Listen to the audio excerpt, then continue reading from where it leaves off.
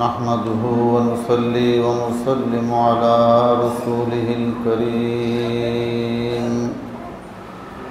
أما بعد فأعوذ بالله من الشيطان الرجيم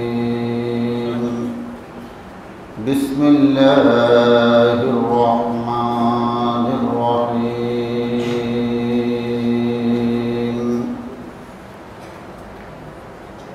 اليوم أكملت لكم دينكم وأتممت عليكم نعمتي ورضيت لكم الإسلام دينا وعن عائشة رضي الله تعالى عنه قال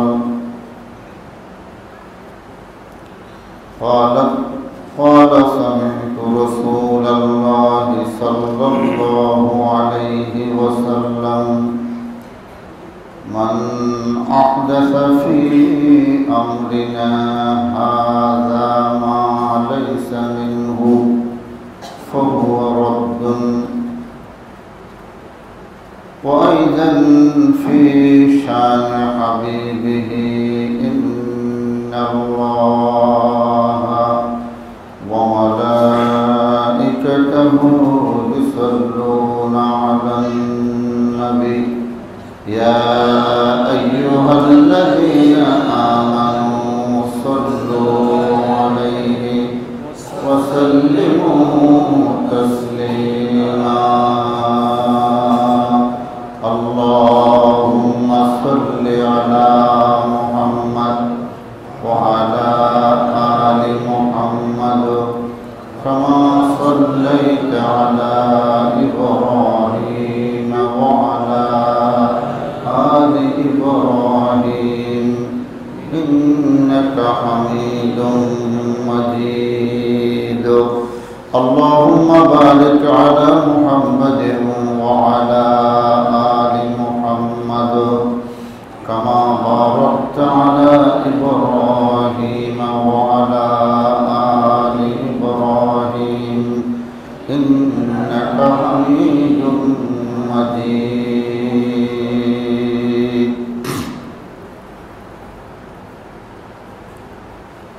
সম্মানিত হযরত উলামায়ে কেরাম, উপস্থিত এই এলাকার দিন প্রিয়, ইসলাম প্রিয় সর্বস্তরের মুসলিম ভাইরা, পর্দার আড়ালে মা ও বোনেরা,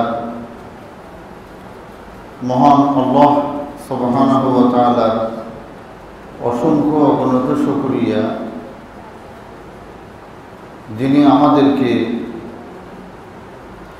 সালাতে মাগরিবের পর থেকে এই পর্যন্ত কোরআন ও হাদিসের অত্যন্ত মূল্যবান সারগর্ভ আলোচনা 3 থেকে 4 জন আলেমের মুখে আপনারা শুনেছেন, আমিও শুনেছি। আল্লাহ যেন এই তাকরীরগুলি আমাদেরকে আমল করার তৌফিক দান করেন। আপনাদের সম্মানিত খতিব সাহেব, ইমাম সাহেব, আরও একজন আগের ইমাম সাহেব, আমার পূর্বে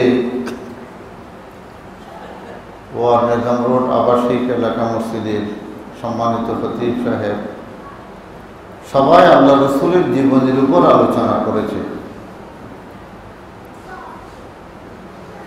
সেই জন্য আমি কোরআনুল কারীম থেকে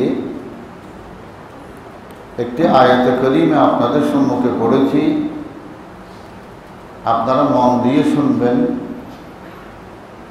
ইনশাআল্লাহুল আযীজ। বেশি দেরি করব না, অল্প সময়ে আমরা যেন কোরআন হাদিস থেকে এমন দু একটি কথা শুনে আমাদের হৃদয়ে যেন বসাতে পারি, যেই কথাগুলি নিয়ে আমরা আমল করে যেন কবরে যেতে পারি।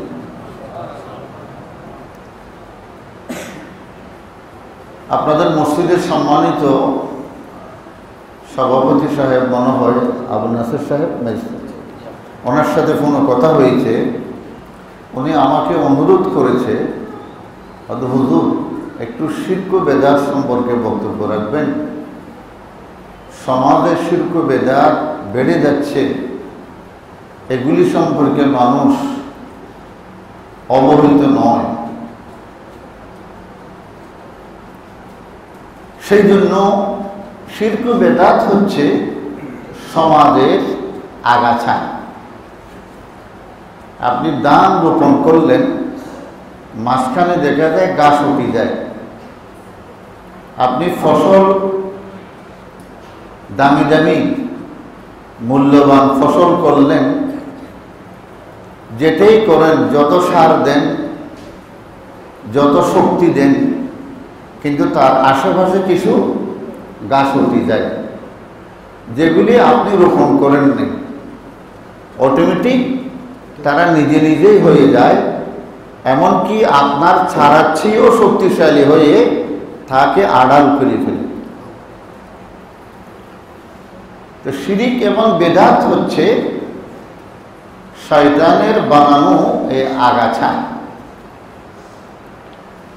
শিরিকের উৎপত্তি হচ্ছে অতি ভালোবাসা থেকে, আর বেদাতের উৎপত্তি হচ্ছে জেহালত থেকে, অজ্ঞতা। যেমন ভালোবাসা তার একটা সীমারেখা আছে।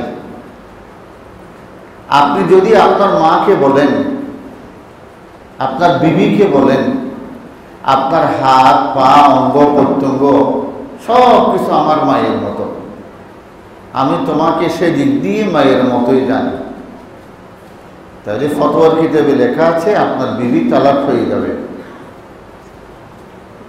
আসলে তালাক হবে না। এই কথাটা সেই না জানার কারণেই বলেছে। শরীয়ত এত নম্র জিনিস নয়। আল্লাহ কোনো বান্দার আমলকে নষ্ট করেন না। কলাছুরির ফাঁসি আর স্বর্ণ ছাঁদি চুরির ফাঁসি, তার মধ্যে ব্যবধান আছে। রাসূলুল্লাহ সাল্লাল্লাহু আলাইহি ওয়াসাল্লামের জীবনে সবচেয়ে বড় সমাবেশ, আজকে আপনাদের মসজিদে আপনারা এসেছেন, এলাকাবাসী মনে হয় সব আসছে। আল্লাহ রসুলের জীবনে বড় সমাবেশ ছিল আরাফাতের দিন, যে বছর আল্লাহ রসুল হজ করেছেন। এই হজকে বলা হয় হজ্জাতুল বিদা, আল্লাহ রসুলের জীবনের শেষ হজ। শুধু শেষ হজ নয়, জীবনের প্রথম হজ, ইসলামের হজ। এই হজের 5 থেকে 7টি নাম আছে, নামকরণ করা হয়েছে। অর্থাৎ হজ ফরজ হওয়ার পরে আল্লাহ রসুল একবারই করেছেন, এরপরে আর করার সুযোগ পাননি। যোহর এবং আসরের নামাজ একসাথে পড়ে আল্লাহ রসুল জবলে রহমত, যারা হজে গিয়েছেন, এই পাহাড়ের উপর একটা ফিলার আছে। ফিলারের চিহ্নটি এই জন্যই দেওয়া হয়েছে যে ঘোড়ার উপর আল্লাহ রসুল দাঁড়িয়ে ভাষণ দিয়েছিলেন সেই স্থান। আল্লাহ রসুলের সাথে সেই বছর 1,24,000 সাহাবায়ে কেরাম ছিলেন। আল্লাহ রসুল যে ভাষণটি দিয়েছিলেন, কিয়ামত পর্যন্ত উম্মতের জন্য যা যা প্রয়োজন নবীর পরিবর্তে, কিয়ামত পর্যন্ত ওই ভাষণ থেকে উম্মতের সমস্যার সমাধান পাওয়া যায়। এমন কিছু কথা আল্লাহ রসুল বাকি রাখেন নাই যা তিনি সেখানে বলেন নাই, কারণ তিনি ছিলেন জাওয়ামিউল কালিম। আল্লাহ রসুল বলেছেন, আল্লাহ অন্য অন্য নবীদের উপর আমাকে 6টি স্বতন্ত্র মর্যাদা দান করেছেন, যা আমার পূর্বে অন্য কোনো নবীকে আল্লাহ দান করেননি। وعن جابر رضي الله تعالى عنه قال قال رسول الله صلى الله عليه وسلم فضلت على الأنبياء بست أعطيت جوامع الكلم আল্লাহ রাসূল বলেন ফুদ্দিলতু আলাল আম্বিয়াই বিসিদ্দিন, আল্লাহ অন্যান্য নবীদের উপর আমাকে ৬টি মর্যাদা অনন্য বৈশিষ্ট্য দান করেছেন, যা লাম তুতাহুন্না ক্বাবলা, আমার পূর্বে কোনো নবীকে আল্লাহ দান করেননি। ১ নম্বর জাওয়ামিউল কালিম, আল্লাহ রাসূলকে এমন একটি মুখের ভাষা দান করেছেন, সময় স্বল্প, বিষয়বস্তু লম্বা, জটিল বিষয়। আল্লাহ আমাকে এমন একটি জবান, এমন একটি ভাষা ব্যক্ত করার জাদু দিয়েছেন, অল্প সময়ে আমি বেশি বেশি জটিল লম্বা কথাগুলি সহজেই মানুষকে বুঝিয়ে দিতে পারি। আমি যদি ওই দিকে যাই, এক সাহাবী আল্লাহ রসুলকে বললেন, হে আল্লাহ রসুল, আমার বাড়ি খুব দূরে, আমি এসেছি আপনার সাথে সাক্ষাৎ করার জন্য, আমাকে একটু নসিহত করুন, আমি হয়তো আর বেশি আসতে পারবো না। ইত্তাবিউ ওয়ালা তাবতাদিউ, এই দুটি শব্দ দেখেন, দুটি শব্দের মধ্যে পরিপূর্ণ ইসলামটি আল্লাহ রসুল ঢুকিয়ে দিয়েছেন। ইত্তাবিউ, তুমি সবসময় আমাকে অনুসরণ করে চলবে, ওয়ালা তাবতাদিউ, কখনো তুমি বেদাতে লিপ্ত হবে না, অর্থাৎ আমার সুন্নাহর বিপরীত অন্য কারো বানানো মত তরিকা অনুযায়ী চলবে না, তাহলে তুমি হেদায়েত পেয়ে যাবে। যেমন ইন্নামাল আমালু বিন্নিয়াত, এটা আপনারা সবাই জানেন, কিন্তু এটা মুহাদ্দিসিন একরামের ভাষায় আল্লাহ রসুলের হাদিসকে ভাগ করলে 4 ভাগে 1 ভাগ কথা এই হাদিসের মধ্যে আছে। মিন হুসনি ইসলামিল মারই তারকুহু মা লা ইয়ানিহি, ইসলামের সৌন্দর্য হচ্ছে যা অপ্রয়োজনীয়, যে কাজে কোনো লাভ নেই, এমন বস্তু থেকে, এমন কাজ থেকে বেঁচে থাকা। মা লা ইয়ানি বলা হয় যেখান থেকে কোনো কি নেই, লাভ নাই। এই দেখেন, এটা মা লা ইয়ানিহি, এটা দেখতে সুন্দর, এটা এমন কোনো ফুল নয় যার থেকে সুঘ্রাণ পাওয়া যাচ্ছে। আপনি আপনার শোকেজের মধ্যে এত দামি দামি জিনিস কিনে রেখেছেন যেগুলি ব্যবহার করা যায় না, কিন্তু দেখতে সৌন্দর্য। তো ইসলাম বলে যেটা কাজে আসে না, এটা মা লা ইয়ানি, এটা হচ্ছে অপ্রয়োজনীয় জিনিস, এটা আল্লাহ ভালোবাসে না। জাওয়ামিউল কালিম মানে কথা অল্প, সময় অল্প, কথা বেশি, সহজভাবে সবাই বুঝে যায়। ওয়ানুসিরতু বিররুবি মুসিরাতা শাহর, আল্লাহ আমার চেহারার মধ্যে এমন একটি আকর্ষণ আল্লাহ পাক রেখেছে, কোন দুশমন আমাকে হত্যার জন্য অথবা ইসলামের বিরোধিতা করার জন্য, আমাকে গালি দেওয়ার জন্য আমার সামনের দিক দিয়ে অগ্রসর হচ্ছে, যখন আমার চেহারা তার চোখে পড়ে, তার সমস্ত পরিকল্পনা জল্পনা নস্যাৎ হয়ে যায়। আল্লাহ রসুলকে যারা মারতে যায় তারাই কলমা পড়ে আসে যায়। ওয়াজউলিলাত লিয়াল আরদু মাসজিদান ওয়া তাহুরা, 3 নম্বর, আল্লাহ আমার জন্য সারা পৃথিবীর মাটিকে মসজিদ করে দিয়েছেন। আল্লাহু আকবার। আমার উম্মত যেখানে যে অবস্থায় সালাতের সময় হবে, সেই সময় সেই অবস্থায় যেন নামাজ আদায় করতে পারে। ইল্লাল হাম্মাম ওয়াল মাকবারা, 2 জায়গাতে সালাত আদায় হবে না, টয়লেটে এবং কবরস্থানে। কবরে নামাজ পড়লে হবে না। এবং যে মসজিদের ভিতরে কবর থাকে, আপনারা অনেকে দেখছেন না, মসজিদের 4 দেওয়াল, মাঝখানে ভিতরে একটা কবর। আল্লাহর ওয়াস্তে সারা পৃথিবীর আলেমদের, বড় বড় আলেমদের ফতোয়া, কবর কেন্দ্রিক ইবাদত সামনে রেখে কখনো হবে না। কবরের উপর নামাজ পড়া আল্লাহর লানত, রাসূলের লানত।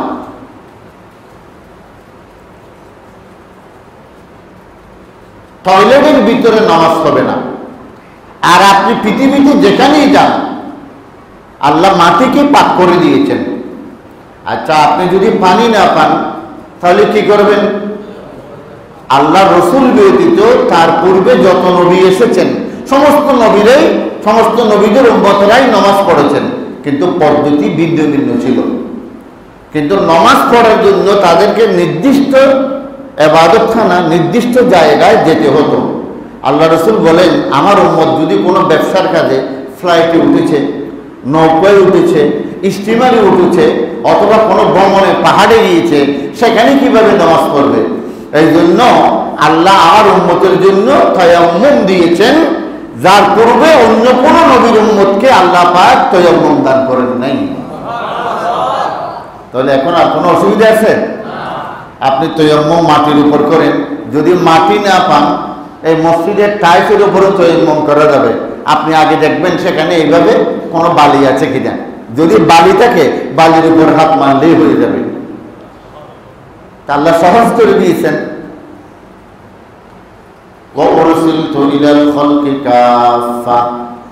আল্লাহ যত নবী প্রেরণ করেছেন সব নবী হচ্ছেন গোত্র কেন্দ্রিক। নূহ আলাইহিস সালামকে প্রেরণ করেছেন তার জাতির কাছে। হযরতে শুআয়ব আলাইহিস সালামকে প্রেরণ করেছেন মাদিয়ানবাসীর কাছে। হযরতে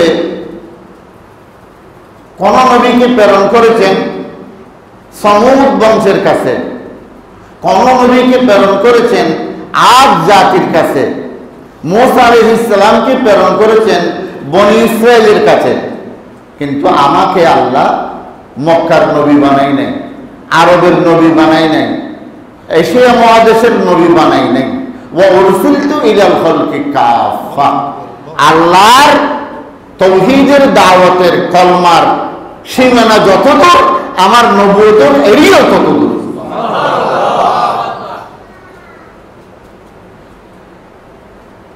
ওয়া খুতিমা বিয়ান নাবিয়্যুন। আল্লাহ আমার মাধ্যমে নবুয়তের দরজা বন্ধ করে দিয়েছে। আমি শেষ নবী, আমার পরে আর কোনো নবী আসবে না।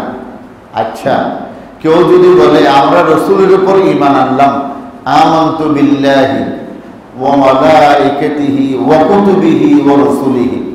রাসূলের উপর ঈমান আনা মানে এখানে 3টা বিষয়।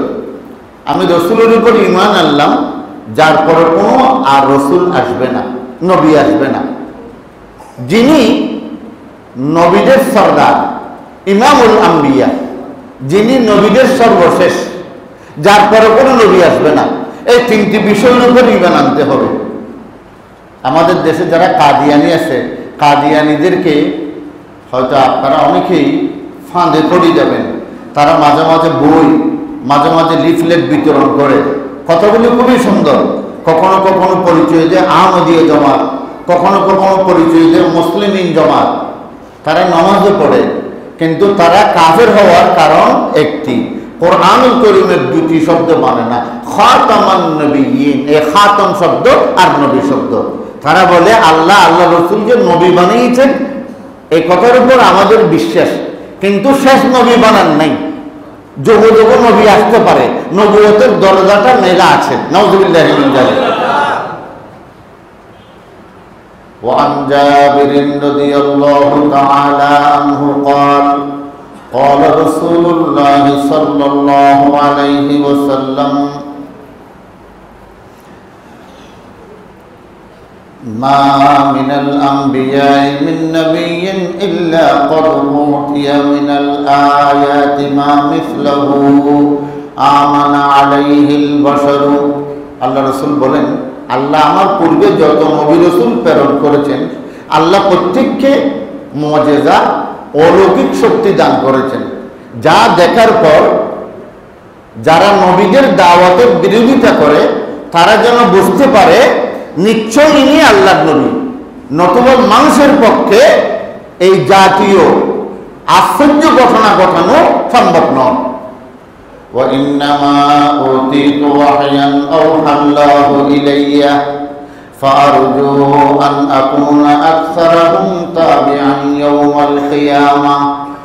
আল্লাহ আমাকে এমন একটি মুজিজা দান করেছেন, যেই মুজিজার নাম হচ্ছে কোরআনুল কারীম। আমি রাসূল দুনিয়া থেকে যাওয়ার পরও কিয়ামত পর্যন্ত সারা পৃথিবীর সামনে কোরআন লা রাইবা ফীহি, আমি এই কোরআনের মধ্যে কোনো ভুল ত্রুটি নাই, ভুল ত্রুটির অবকাশও নাই।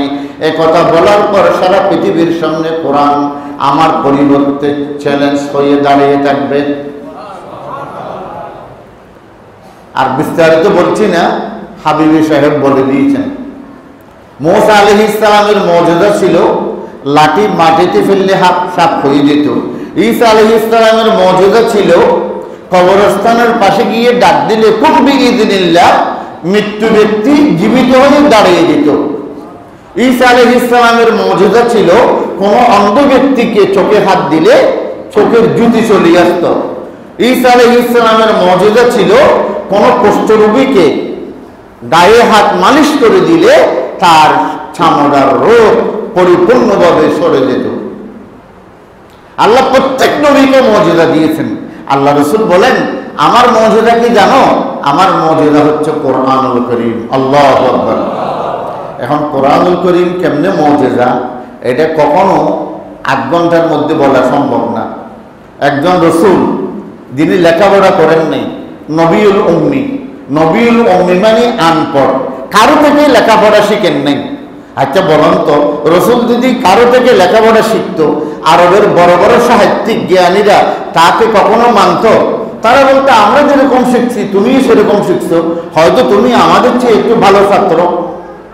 কিন্তু যিনি উম্মি, কারো কাছ থেকে লেখাপড়া করে নাই, তার মুখ থেকে, তার জবান থেকে এমন সাহিত্যিক, এমন জ্ঞানভিত্তিক শব্দগুলি বের হচ্ছে যেগুলি তাদের পূর্বপুরুষের কোন ডিকশনারিতে পর্যন্ত শব্দগুলি নেই।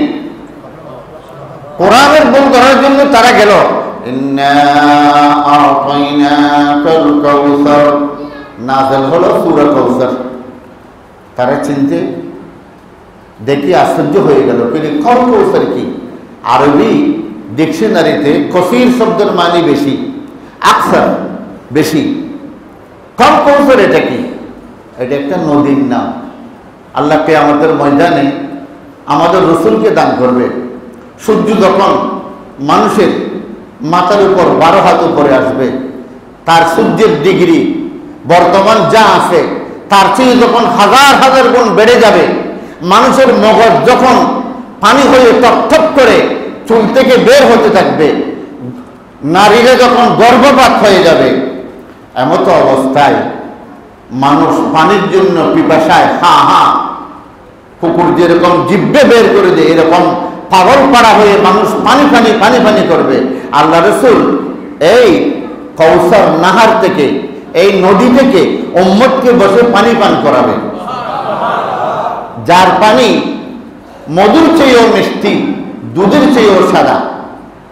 একটি বুখারী শরীফের হাদিস এসেছে, قال رسول الله صلى الله عليه وسلم لا يردن علي أقوام أعرفهم ويعرفونني ثم يحال بيني وبينهم فأقول مني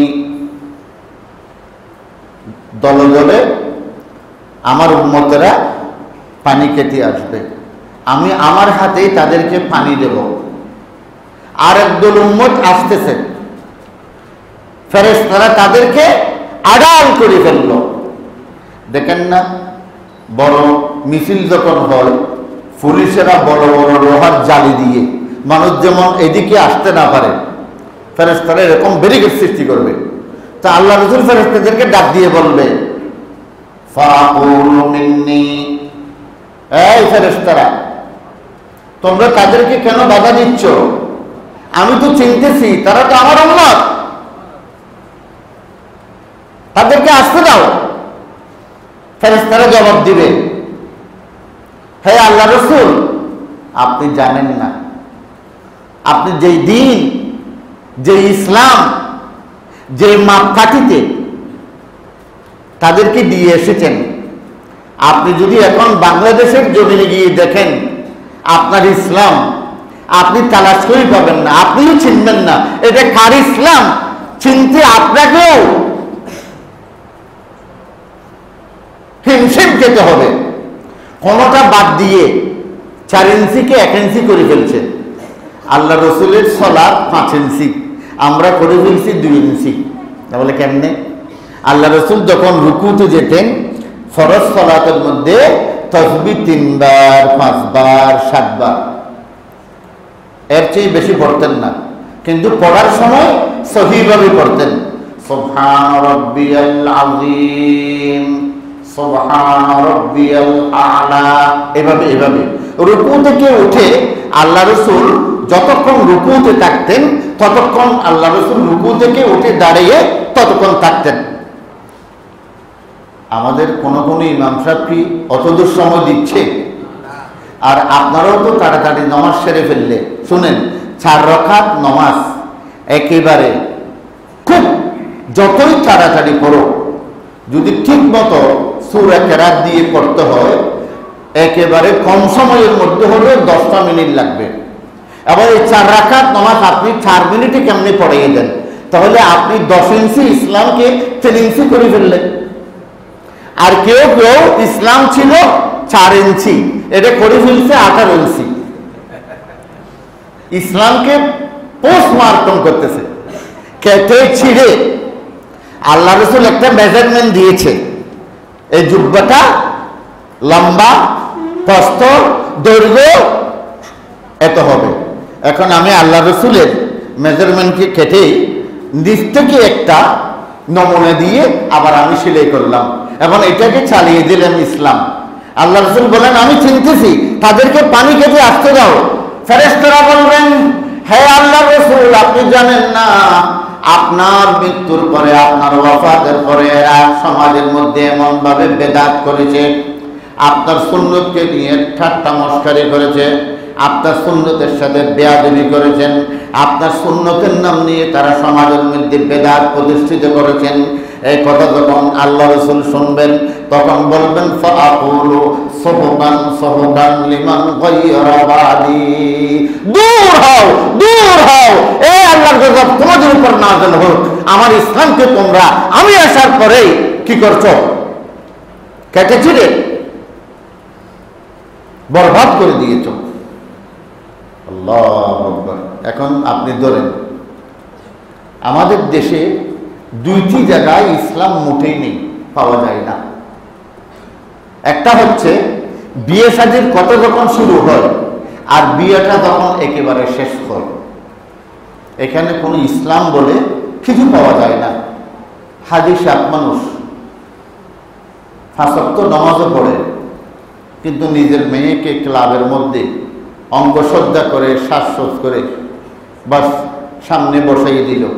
তালতো ভাই, মামাতো ভাই, খালতো ভাই, পাড়ার বন্ধু বান্ধব সবাই তার সাথে সেলফি, ফটো তোলাতুলি করতেছে। তো আমি কি বলবো? শরীয়তের পরিবেশায় এটা আপনার মেয়ে না, এটা পতিতালয়ের একটা মেয়ে। আপনি বাপ হয়ে এই দৃশ্য কেমনে আপনি সহ্য করবেন? এটা তো ইসলাম নয়, এটা তো প্রতিটি দৃষ্টিতেই জানা হচ্ছে। আর বাদ দিলাম, আর একটা মানুষ যখন মৃত্যুবরণ করে তাকে মৃত্যুর প্রত্যেকে কবর দেওয়া পর্যন্ত যত কাজ আছে শতকরা 98টা কাজ হচ্ছে বেদাতি কাজ। এই দেখেন,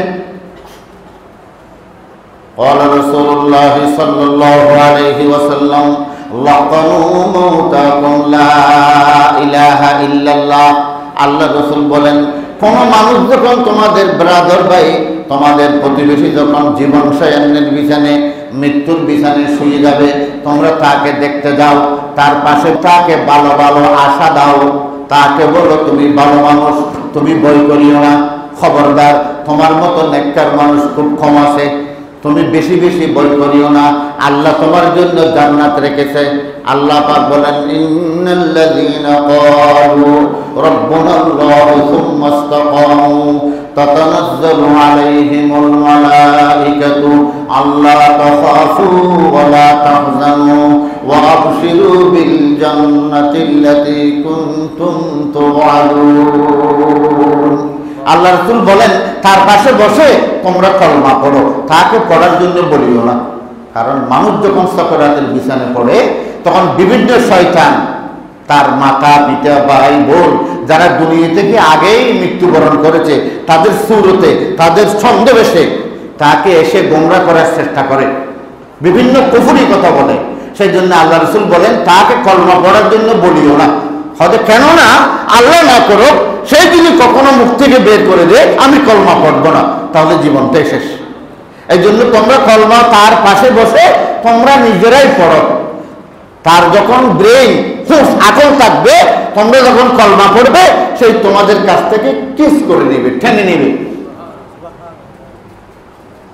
আচ্ছা, যখন মারা যাবে তাড়াতাড়ি দফনের ব্যবস্থা করো।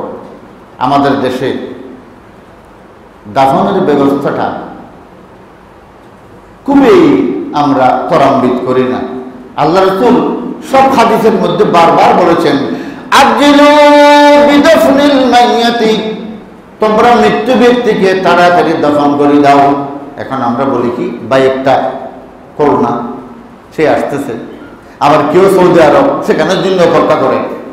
একটা কথা বলি, আমি একটা কসাই যারা গরু বিক্রি করে তাদের কাছ থেকে শুনছিলাম, হয়তো যেই গোস্ত গরু জবে করার পরে 4 ঘন্টার মধ্যে ফ্রিজের মধ্যে ঢুকাই ফেলবে না, সেই গোস্ত ফ্রিজে রাখলে নষ্ট হয়ে যাবে।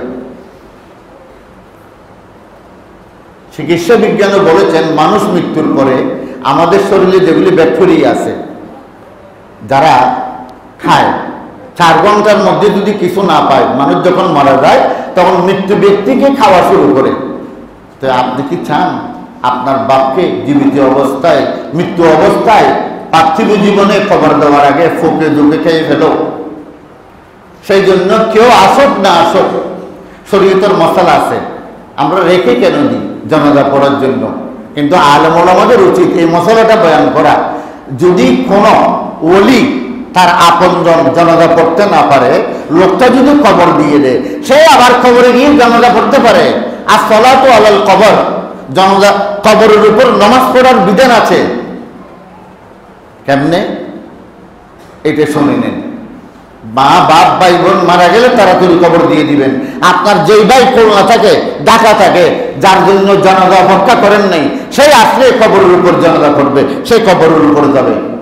কবরস্থানকে পিছ দিয়ে নিজের মা অথবা বাপকে যেখানে কবর দিয়েছে সে পশ্চিম দিকে দাঁড়িয়ে আসসালাতু আলাল কবর জানাজার নামাজে যা পড়ে সেভাবে সে নিজে নিজে জানাজার নামাজটা পড়বে।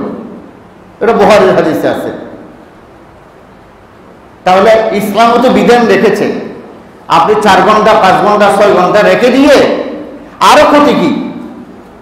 মানুষ যখন মারা যায়, মৃত্যু ব্যক্তিকে যখন আমরা কফিন খাদের উপর উঠিয়ে নিই, তখন আপনাদের দেশে আছে কিনা জানি নাই, 10 কদম 20 কদম 40 কদম সামনের লোক পিছনের লোক সামনে, এরকম করা হয় না? এটা না জায়েজ, কোনো কিতাবে নেই, হাদিসের মধ্যে নেই। বুখারী মুসলিমের হাদিসে আল্লাহ রাসূল বলেছেন আসরাউ বিল জানাজা, জানাজা নেওয়ার সময় তোমরা তারাম্মুদ করো। ফাইন্নাহা ফাইন তাকু সালিহাতুন ফাখায়রুন তুকদ্দিমুনি, মুর্দা যদি নেককার হয় তার কবর যেটা খনন করা হয়েছে ওই কবরের মধ্যে রহমতের ফেরেশতারা সেই ডাকে, এই আমরা দাঁড়িয়ে আছি, লাশকে হস্তান্তর করার জন্য তাড়াতাড়ি নিয়ে এসো।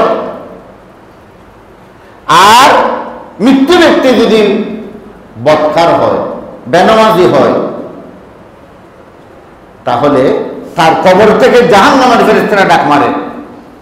হাদিসে আল্লাহ রাসূল বলেন যখন তাকে খানের উপর করে তার ছেলে, তার জামাই, তার আপনজনরা যখন নিয়ে যায়, তখন তাদেরকে বলে, আইনা তাযহাবুন, তোমরা আমাকে কোথায় নিয়ে যাচ্ছ?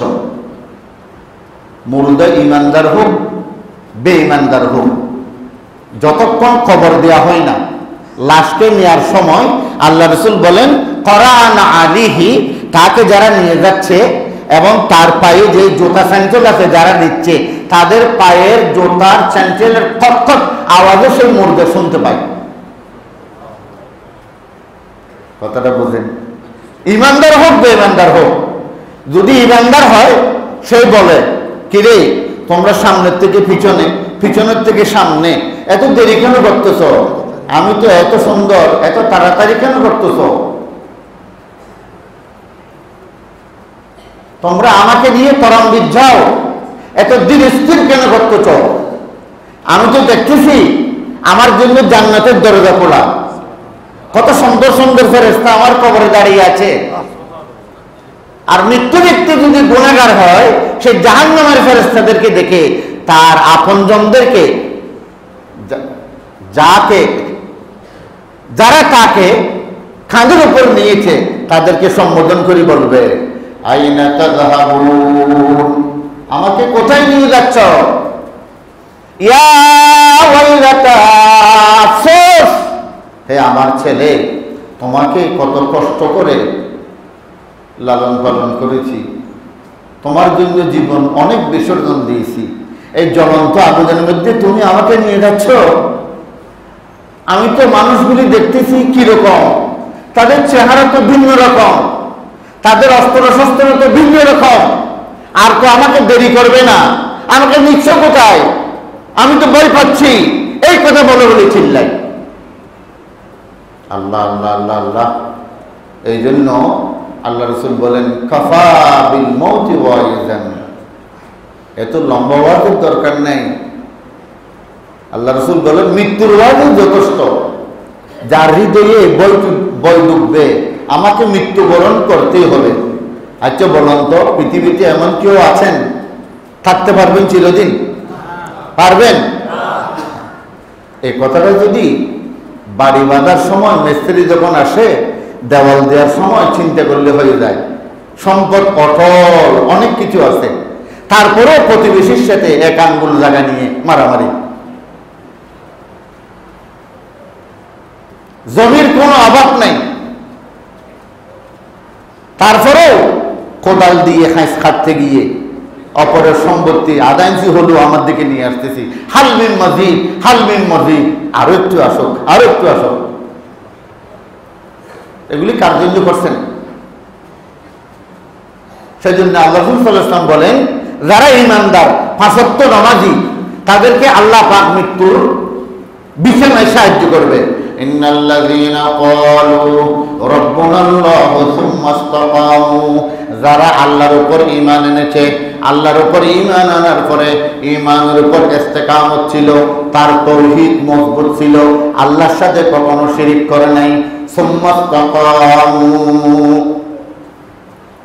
হায়াত, মন, রিজিক, সম্মান, ব্যবসা বাণিজ্য সব কিছু উত্থানকে তিনি মনে করতেন আল্লাহ আমাকে করেছে। কোনো ফিসাবও করে নাই, কোনো বুজুর্গও করে নাই, কারো দোয়াতেও হয় নাই। আল্লাহ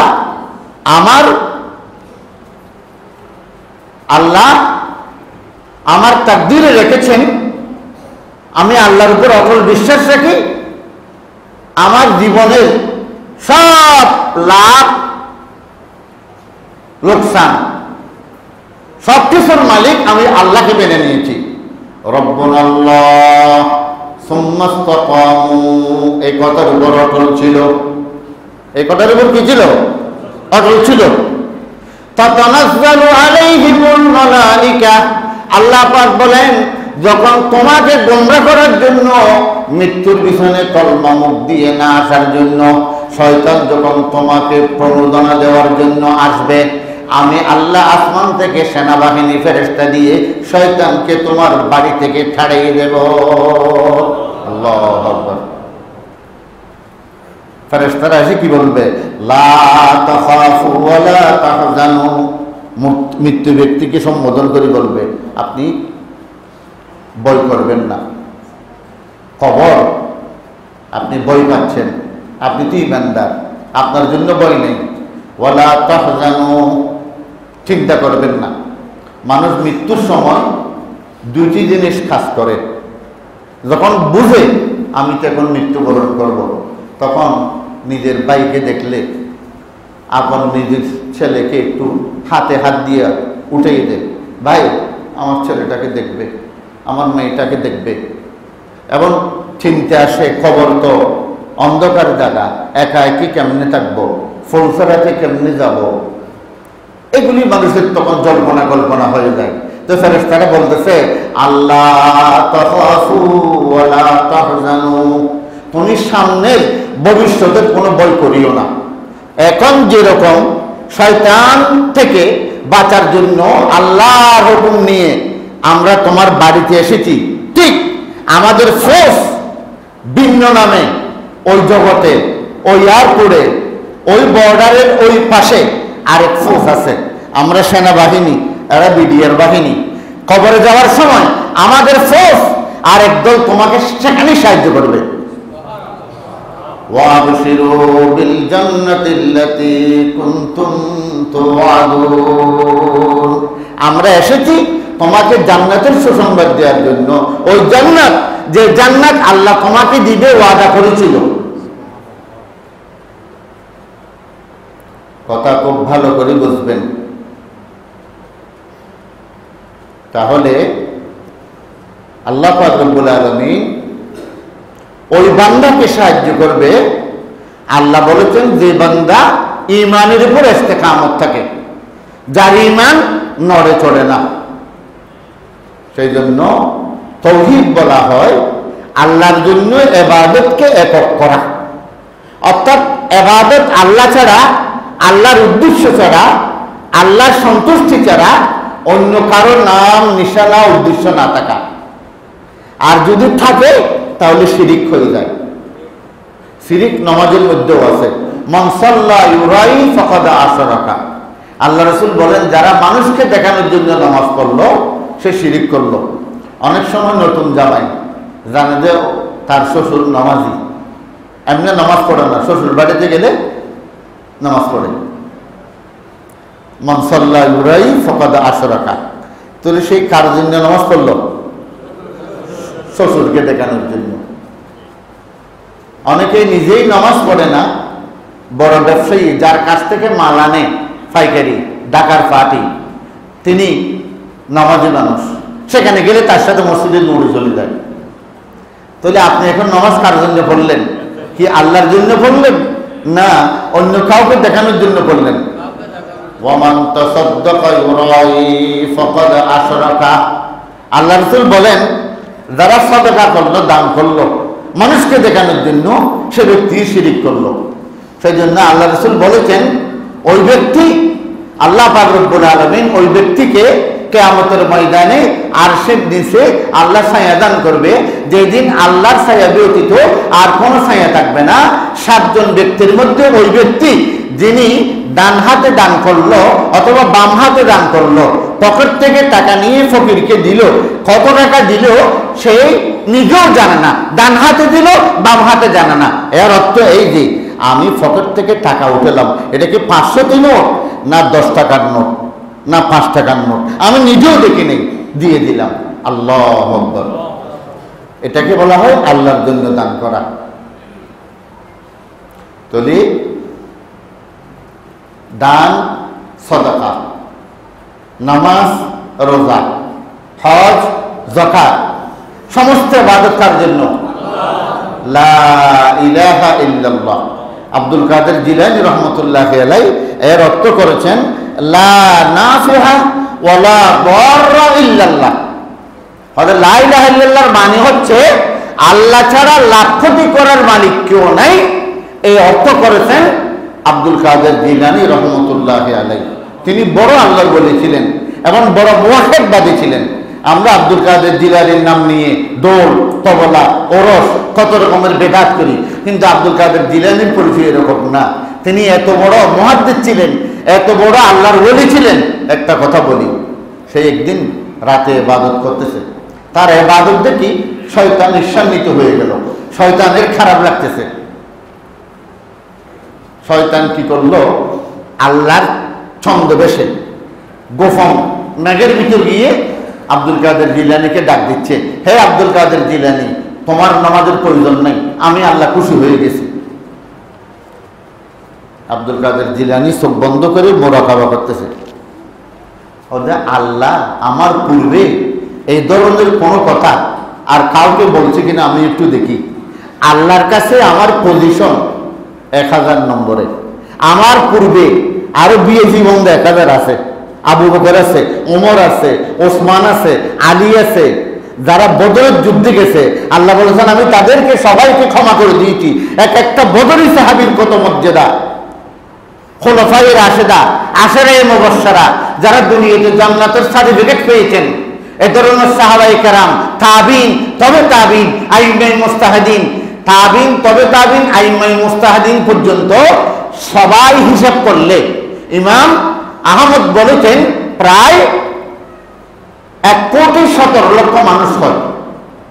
তাহলে আব্দুল কাদের জিলানী হচ্ছে এই থেকে 650 বছর আগের লোক, আর আল্লাহ রসুল ওয়াফাত হয়েছে 1500 বছর আগে।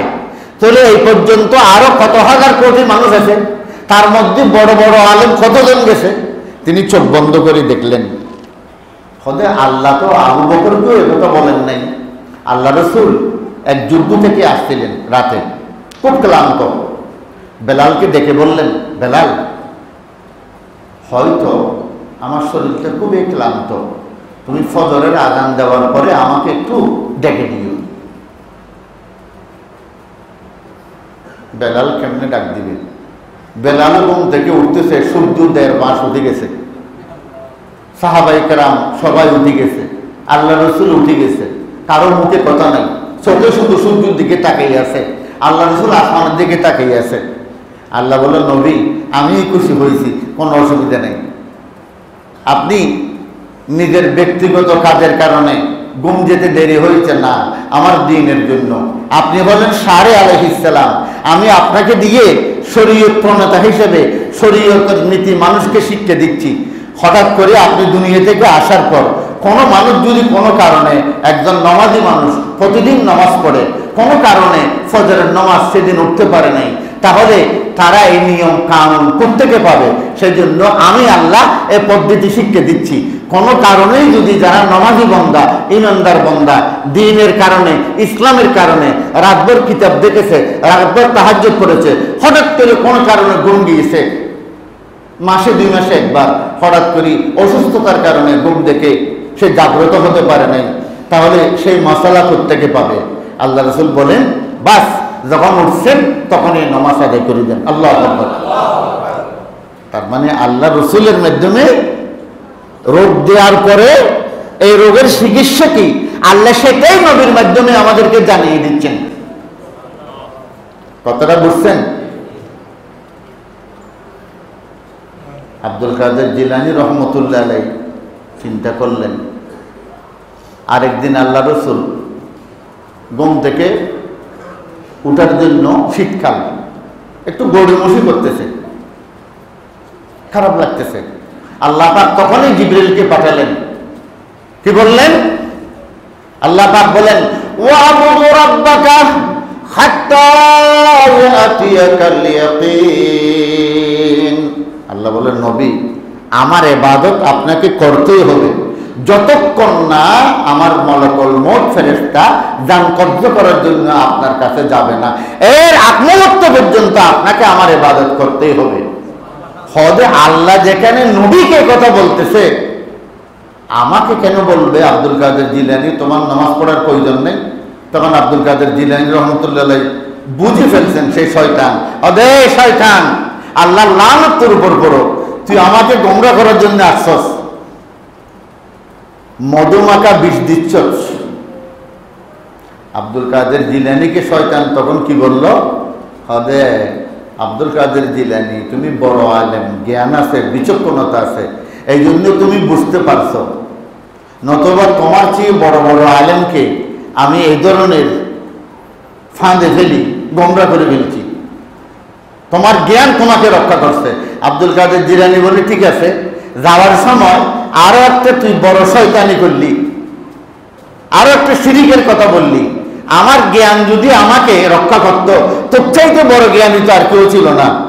তুই তো জ্ঞান দিয়ে আল্লাহর সাথে মনোজারা করছস, আল্লাহ কেন তোর উপর রাজি হয় নাই?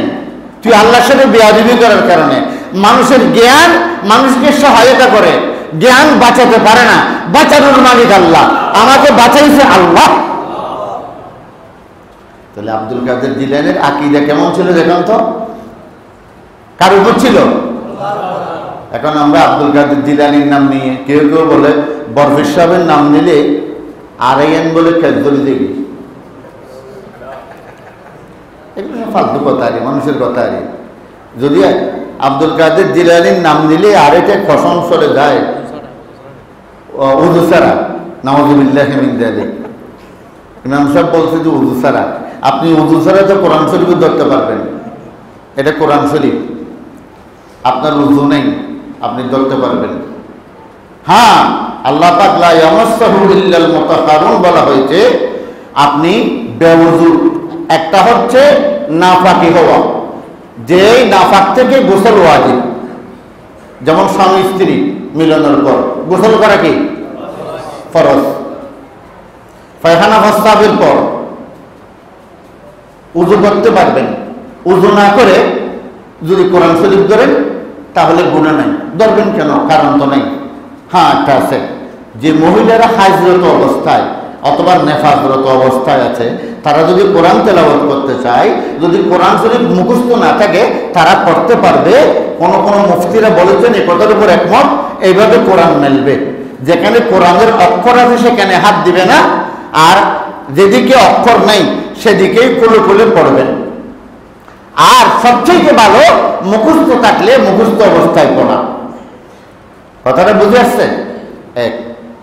এখানে শেষ করে দিচ্ছি। একটা আমাকে বলছে, আমাদের এখানে লাশ নেয়ার সময় মিছিল দে, আল্লাহ রব্বি মোহাম্মদ নবী, জানাজার শেষে মোনাজাত করে। এই কথাটা তাহলে একটু বলি।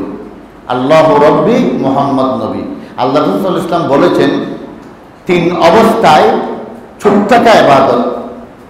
ইন্নাল ক্বাল রাসূলুল্লাহ সাল্লাল্লাহু আলাইহি ওয়াসাল্লাম ইন্নাল্লাহা ইউহিব্বুস সালাসাতিস সুম। 3 অবস্থায় বান্দা জবানকে চুপ রাখা আল্লাহ পছন্দ করে। ইনদাস জাহাব, যুদ্ধের ময়দানে, যুদ্ধের ময়দানে যখন যুদ্ধ করবে সাহাবায়ে কেরাম, তখন কেউ কারোর সাথে কথা বলা, ওই সময় সুবহানাল্লাহ আলহামদুলিল্লাহ জিকির করা এটা নিষেধ। আল্লাহ বলে শত্রু কোন দিক থেকে আসতেছে, সব সময় পরিপূর্ণ ধ্যান, ব্রেন কোথায় থাকতে হবে? শত্রুর দিকে।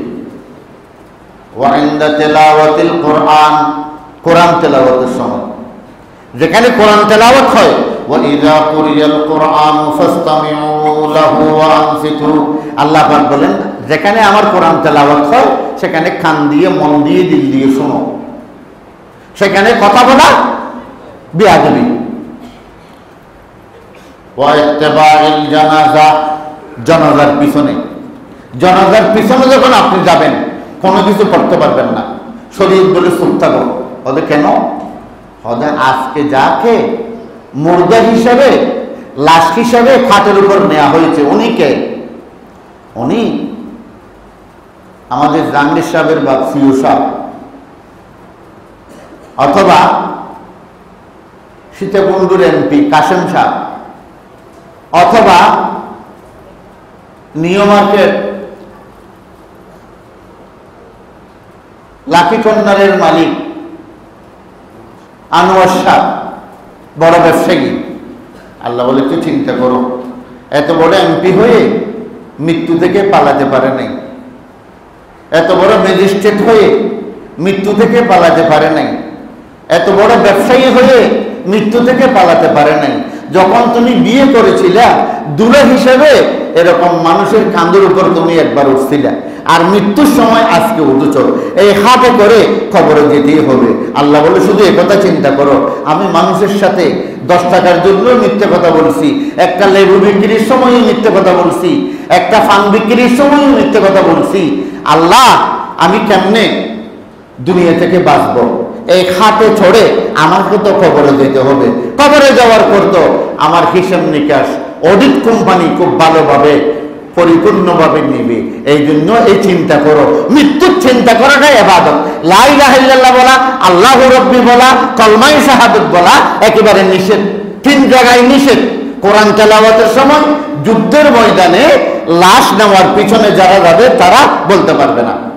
আর এই শব্দটা বেয়াদবিও না, বলে কেমনে? আল্লাহু রাব্বি মুহাম্মদ নবী, মুহাম্মদ নবী শব্দটা সবাই আল্লাহর কাছে মাফসান। মোহাম্মদ নবী এটাকে আব্দুল্লাহ বেটা, নূর আহমদের বেটা, আল্লাহ রাসূলের নাম শুনলে দরুদ পড়তে হবে না? সাল্লাল্লাহু আলাইহি ওয়াসাল্লাম। এটা না জায়েজ, বেদাত। বেদাত মানে বড় গুনাহ, এই কাজটি করবেন না। চুপ থাকবেন, চুপ থেকে চিন্তা করবেন কোন দিন কার সাথে মিথ্যে কথা বলছেন, আল্লাহ আমাকে মাফ করে দাও। লোকটা যদি থাকে জানাজা পড়ার পর দেখা হয়, তাকে জড়িয়ে ধরে কান্নাকাটি করবেন, ভাই আমি তো ওদিন দোকানে বসে তোমার গীবত করছিলাম, আজকে আমার চাচা মরে গেছে, কালকে আমিও মরে যাব, আমাকে শয়তান পেয়েছিল, তোমার বদনামি করেছিলাম, কোন দিন কে মরে যায় জানি না, তোমার বদনামিটা করেছি, আমাকে মাফ করে দাও। আল্লাহ বলে কষ্ট করো। এখানে কলমার জায়গা নয়, এখানে কলমার বীজ রোপণ করার জায়গা। জানাজার নামাজের শেষে দোয়া করাটা হচ্ছে, এটা একটা ফাগলামি না, বলে কেমন? কোন মানুষের পানির পিপাসা আসছে, আমি তাকে 2 লিটার জমজমের পানি দিলাম, এইভাবে করে খেতে খেতে খেতে খেতে জমজমের পানি সব শেষ করতে পারে না, আরো আছে। এখন এ মনে করতেছে জমজমের পানি খাওয়ার পরও তৃষ্ণা মিটে নাই, সামনে হাড়ি একটা আছে, ময়লা আবর্জনা, কুমার পানি, ওদের সেখান থেকে একটু খাই, তৃষ্ণা মিটো। গোড়া জানাজার নামাজটা হচ্ছে সম্মিলিতভাবে, আনুষ্ঠানিকভাবে এলাকাবাসী একটা মানুষকে সংবর্ধনা দেওয়া। কোনো মানুষ যখন বিদেশ যায়, এখন তো কমে গেছে, প্রথম প্রথম যখন যেত 40 বছর আগে একটা হাজী সাহেব যখন যেত আপনাদের এলাকা থেকে রেল স্টেশন পর্যন্ত কয়েকশো মানুষ গিয়ে তাকে আগাই দিয়ে আসতো না? আপনারা বলেন না? ঠিক বিদেশ গেলেও সেরকম, আত্মীয় স্বজন যে যত কাছাকাছি সেই তত দূরে যায়, কেউ স্টেশন পর্যন্ত, কেউ এয়ারপোর্ট পর্যন্ত। তো জনগণ নামাজটা হচ্ছে সামাজিকভাবে, এই সমাজ থেকে আমাদের একটা ভাই দুনিয়া থেকে চলে গেল, আমরা সবাই এলাকাবাসী আনুষ্ঠানিকতা করে তার জন্য আল্লাহর কাছে একটা আনুষ্ঠানিক দোয়া করা। সেই জন্য জনগণ নামাজের রুকুও নেই, সজিদাও নেই, তারপরেও আমরা বলতেছি এটা নামাজ। নামাজ কেমনে? এক আলেম একদিন ওয়াজ করতেছে, ওদের জনগণ নামাজ করছে ল্যাঙ্গা নামাজ, পুঙ্গু নামাজ। তো পরে আমি বললাম, তুমি কথাটা সুন্দরভাবে বলতে চাচ্ছিলা কিন্তু ব্যক্ত করতে পারো নাই, নামাজটাকে বেইজ্জত করেছো, পুঙ্গু এবং ল্যাঙ্গা না। আল্লাহ বলে জনগণ নামাজে আমি রুকু সেজদা কি জন্য উঠেই দিলাম। এই দেখেন জনতা পড়তেছি সামনে কার? বাইতুল শরীফের মরহুম পীর সাহেব মৌলানা আব্দুল জব্বার সাহেব, অথবা জুমা মসজিদের খতিব সাহেব, অথবা বাইতুল মুকাররম মসজিদের ইমাম সাহেব, 1 লক্ষ মানুষ। তো সামনে হাড়ের উপর লাশ, যদি রুকু করি সেজদা করি, বাহ্যিকভাবে দেখা যাচ্ছে আসসালাতু লিল্লাহি তাআলা, জনগণ নিয়তের মধ্যে আমরা বলে দিয়েছি নামাজ পড়তেছি আল্লাহর জন্য, কিন্তু পক্ষান্তরে সামনে যখন লাশ আছে, আল্লাহ বলে রুকু সেজদা দিতে গিয়ে বাহ্যিকভাবে দেখা যাচ্ছে মনে হচ্ছে লাশের প্রতি সম্মান হচ্ছে, এই জন্য আমি আল্লাহ রুকু সেজদা উঠেই দিলাম। এখন আপনাদের বুঝে আসছে কথাটা? নতুবা রুকু সেজদা ছাড়া নামাজ হয় না। এই জন্য ওই আলেম বলতেছে কি নামাজ? পুঙ্গু নামাজ, অন্ধ নামাজ। ঠিক আছে, আল্লাহ আমাদের সকলকে বুঝার তৌফিক দিন। ওয়া আখিরু দাওয়ানা আনিল হামদুলিল্লাহি রাব্বিল আলামিন।